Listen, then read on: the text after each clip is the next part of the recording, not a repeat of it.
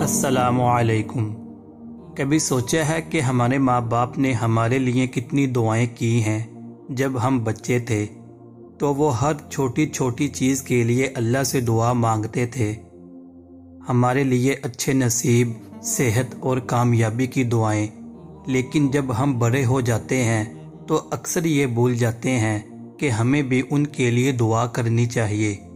ماں باپ کی دعائیں اولاد کے حق میں ایسی ہوتی ہیں جیسے بارش زمین کے لیے جہاں پڑتی ہے وہاں برکتیں ہی برکتیں ہوتی ہیں، لیکن اگر ماں باپ کے حق میں دعا نہ کی جائے تو یہ ایسا ہی ہے جیسے درخت کو پانی نہ دیا جائے جو آہستہ آہستہ سوکھنے لگتا ہے۔ ایک درخت کو دیکھیں، اگر اس کی جڑوں کو وقت پر پانی دیا جائے تو وہ مضبوط رہتا ہے اور ہر موسم کا سامنا کرتا ہے، لیکن اگر اسے پانی نہ دیا جائے تو وہ کمزور ہو کر گر جاتا ہے۔ ماں باپ بھی زندگی کی وہ جڑیں ہیں جنہیں ہماری محبت اور دعاؤں کی ضرورت ہوتی ہے۔ اکثر لوگ کہتے ہیں کہ وہ ماں باپ کی خدمت تو کرتے ہیں، ان کے کاموں میں مدد بھی کرتے ہیں، لیکن دعا کرنا ضروری نہیں سمجھتے۔ حالانکہ دعا وہ چیز ہے جو وقت اور حالات سے آزاد ہے۔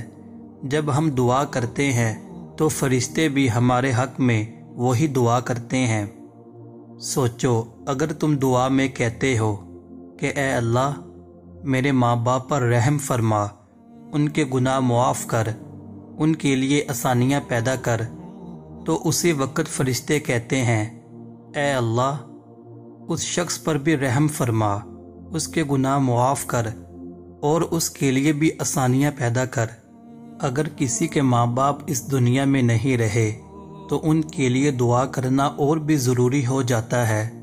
جیسے اگر کسی شخص کا کھیت ہو اور وہ خود وہاں فصل اگانے نہ جا سکے تو کیا وہ چاہے گا کہ اس کی زمین بیکار پڑی رہے؟